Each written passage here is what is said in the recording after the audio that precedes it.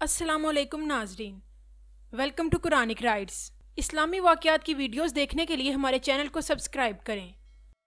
ناظرین، پچھلی ویڈیو میں ہم نے بات کی تھی حضرت بلال رضی اللہ تعالیٰ عنہ کی آخری اذان کے بارے میں۔ آج کی اس ویڈیو میں ہم بات کریں گے حضرت داؤد علیہ السلام کی قوم کو بندر کیوں بنایا گیا۔ ویڈیو شروع کرتے ہیں۔ حضرت داؤد علیہ السلام کی قوم کے 70,000 آدمی عقبہ کے پاس سمندر کے کنارے ایلیا نامی گاؤں میں رہتے تھے، اور یہ لوگ بڑی فراخی اور خوشحالی کی زندگی بسر کرتے تھے۔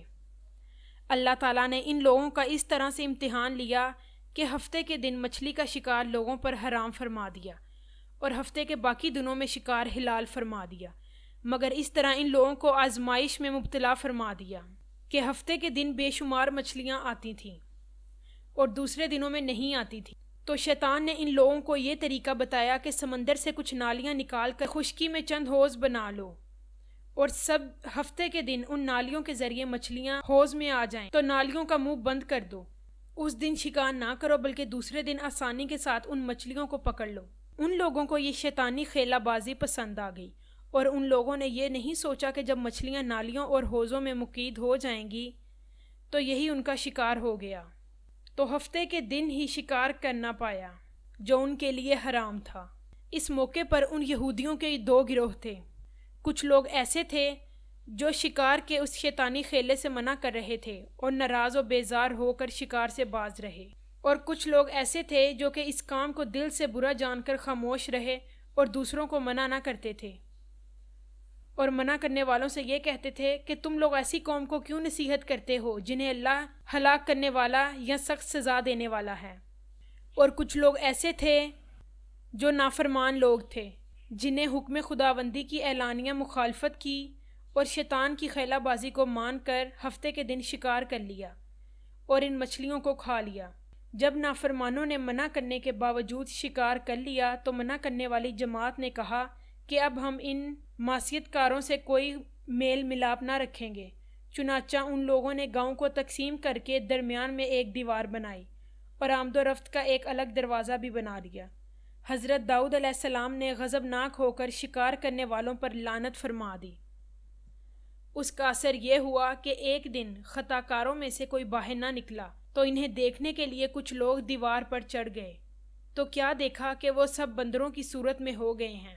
اب لوگ ان مجرموں کا دروازہ کھول کر اندر داخل ہوئے تو وہ بندر اپنے رشتہ داروں کو پہچانتے اور ان کے پاس آ کر کپڑوں کو سونگھتے تھے اور زارو زار روتے تھے، اور لوگ ان بندر بن جانے والوں کو نہیں پہچانتے تھے۔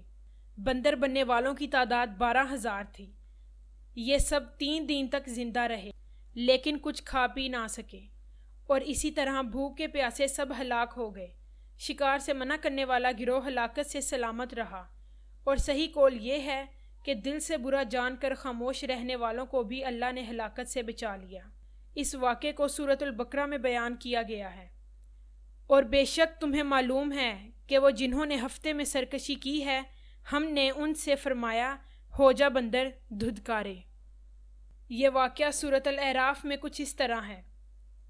ان سے حال پوچھو اس بستی کا کہ دریا کنارے تھے جب وہ ہفتے کے بارے میں حد سے بڑھتے، جب ہفتے کے دن ان کی مچھلیاں پانی پر تیرتی ان کے سامنے آتی اور جو دن ہفتے کا نہ ہوتا نہ آتی۔ اس طرح ہم انہیں آزماتے تھے۔ حکمی کے سبب ان میں سے ایک گروہ نے کہا کیوں نصیحت کرتے ہو ان لوگوں کو جنہیں اللہ ہلاک کرنے والا ہے یا انہیں سخت عذاب دینے والا ہے۔ بولے تمہارے رب کے حضور معذرت کو اور شاید انہیں ڈر ہو۔ پھر جب وہ بیٹھے جو انہیں نصیحت ہوئی تھی ہم نے بچا لیے، وہ جو برائی سے منع کرتے تھے، اور ظالموں کو برے عذاب میں پکڑا، بدلہ ان کی نافرمانی کا۔ پھر جب انہوں نے ممانعت کے حکم سے سرکشی کی ہم نے ان سے فرمایا ہو جا بندر دھدکارے ہوئے۔ بحوالہ سورۃ الاعراف۔ شیطانی خیلہ بازی میں پڑھ کر اللہ تعالیٰ کے احکام کی نافرمانیوں کا انجام کتنا برا اور کس طرح خطرناک ہوتا ہے، اور خدا کے نبی نے جن بد نصیبوں پر لعنت فرما دی وہ کیسے ہولناک عذاب الہی میں گرفتار ہو کر دنیا سے نیست و نابود ہو کر عذاب النار میں گرفتار ہو جاتے ہیں اور دونوں جہاں میں ذلیل اور خوار ہو جاتے ہیں، نعوذ باللہ۔ اصحاب ایلیا کے اس دہلانے والے واقعے میں ہر مسلمان کے لیے بہت بڑی عبرتوں اور نصیحتوں کا سامان موجود ہے۔